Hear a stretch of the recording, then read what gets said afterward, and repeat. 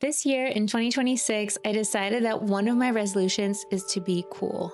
Not the way that you think. I mean cool detachment. I mean not being so reactive and becoming a puppet of my circumstances, the art world, the news, personal life stuff, you name it. And the reason why I had this resolution is because honestly, I realize how reactive I've been. I realize how obsessive I've been over certain things and how I tried so hard to push certain parts of my life and manipulate them and ended up making things way worse. And in a previous video, I talked about the book that I recently discovered thanks to my friend Kat, and it is by Vadim Zeland. And I have a feeling you might get tired of me talking about this book in the next few videos because it truly has been changing my life. I recognize so much of what I've been doing to create opposite results as to what I actually want in my life. And I'm catching myself because all of the lessons and the pillars and the learnings in this book are reminding me of things I already know but forgot. And so the resolution to be cool is coming from a place of inner power, and I invite you to join me. I think that so many of us are being whipped around like marionettes with social media, with the news, with AI, and it is of course working, right? There's so much fear and noise and chaos, but the truth is that we are in charge of our life. And when we realize that, and when we realize that we're conscious creators, we can take control. And I really have been reflecting a lot about this idea of the order of importance, which Zeland talks about in his book. And the idea is when we make something really, really important or put it up on a pedestal and we worry about it, or we must make sure it's perfect, whether it's a painting, an exhibition, a job interview, or a trip, a lot of times we create quote unquote opposing forces to counterbalance that energy that we're putting out. And you might think, well, opposing forces sounds like something great's gonna happen, but in reality, that is absolutely not the case. And so in order to balance our obsession with the item, event, or situation, a lot of times we might experience adverse results that we actually don't want. And one of the ways that I experienced this in my personal life was a few years ago. I was about to have a solo show, and I talk about this a lot in different contexts because there's so many learnings in that experience. Long story short, I was about to have the dream solo show of my life. I had all my friends and family come with me. I spent months getting ready for this thing, painting. Everything must be great. I hired a coach to help me with the paintings. And what ended up happening was I had literally every nightmare come true. The show almost got canceled. Everything went wrong. I got really, really stressed to the point of like having panic attacks the entire trip. And at a certain point, I had to realize that this is one moment out of my life, and I could choose to let it completely destroy me, or I can go and enjoy. Paris is where I was, and we ended up having a blast with my friends, with my partner's mom. We went to Crazy Horse, Burlesque, we went out to eat, we walked around the Eiffel Tower. So ended up being an amazing trip despite the negative circumstances, which I believe I created because I was so obsessed with having this be a perfect sellout show. And when I look back, I cringe at that experience, but I also am so grateful for it because it truly knocked down this artificial structure of obsession that I built around my art career. And since then, I've had many shows, I had many sales. That was definitely a blip, a drop in the bucket of my entire life. And so it really taught me that a lot of times we're so worried. You know, we have our first art opening, we write our first book, we have our first speech, and of course it's scary.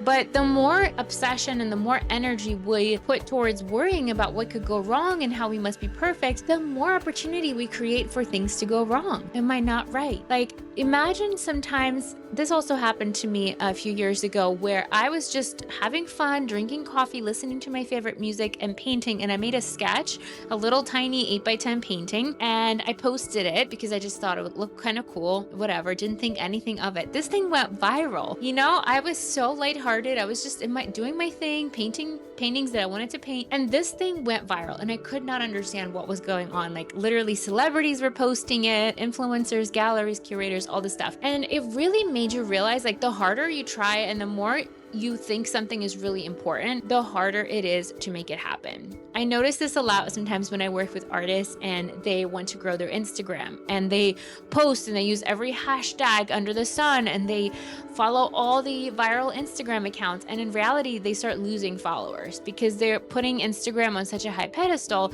that opposing forces must balance this relationship and kind of knock it down a little bit to remind you, like, no, this isn't like your purpose in life. Your purpose in life is not to post things on Instagram. I also notice it with people who are learning to sell their art for the first time. Their nervous system just simply doesn't feel safe to sell because they make it such a big deal. From a simply physiological perspective, when we do this, our body's like, no, I'm not going to sell anything because this is freaking scary and I might die if I sell something, right? And so it's really important that we recognize different areas in our life where we give excess importance. If you are religious, in the Bible, there is a passage about not putting anything above God, not worshiping idols. And an idol can be something like money or social media following. And ironically, of course, there's nothing wrong with those things on their own, but it's our relationships to these success metrics or financial metrics or art career paths, whatever it is, that is the idol itself, not the actual thing, right? Because, for example, I have this iPhone and I like it. It's fine.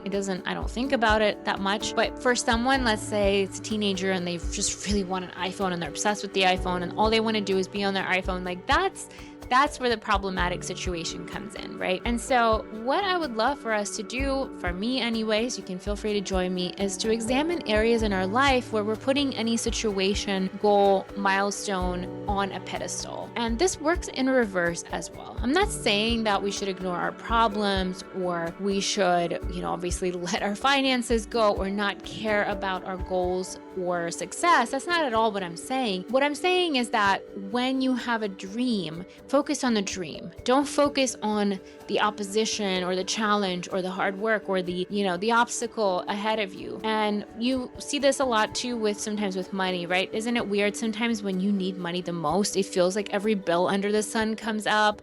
You aren't approved for credit, or, you had an unexpected expense, making it even worse. And it's like you're holding on so tightly, and it just seems like the harder you try and the more you are so obsessed with resolving this financial situation, the worse it gets, right? And so how do we resolve this? Well, I'm definitely not an expert in this, and I'm still a human being on this playground called Earth, but something that I know for sure, in spirituality, my faith, I remind myself that I need to surrender the situation. I'm not God. I believe God works through us, or universe works through us. We're part of the universe. We're created.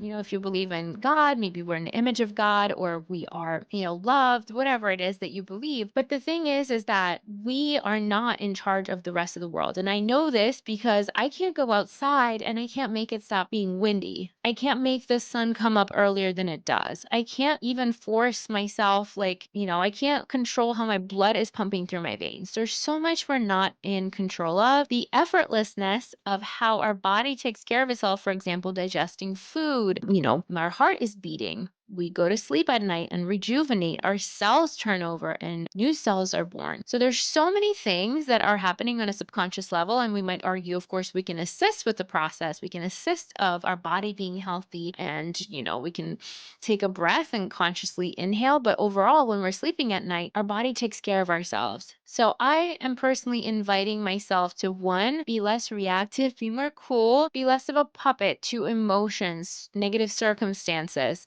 and things outside of my control. Keep my eyes on the prize, keep my eyes on health, on joy, on creativity, on fulfilling my heart's desire of what I'm here to do on this earth, and also just to allow for things to happen naturally and to not put them on a pedestal, to not obsess, to not think that if a person, entity, event works out for me, that's going to save me, that's going to make my life better and be great. No, the truth is life is long and there's going to be so many different amazing experiences, and we shouldn't be putting any of them on the pedestal, because that only leads to frustration, disappointment, and burnout. Because the harder we try sometimes and the more we push something to happen, the less likely we are to be present, enjoy the moment, enjoy looking at the sky or the plants or spending time with our loved ones, right? Living life. And this is a reminder to myself as much as it is to anyone else. I hope this was helpful. Let me know your thoughts. Let me know if there's anything you're taking off the pedestal this year and inviting more cool detachment so we can actually enjoy. And I know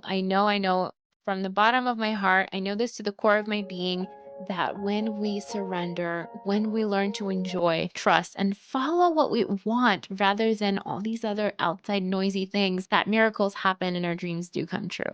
Thanks so much for watching. I'll catch you soon.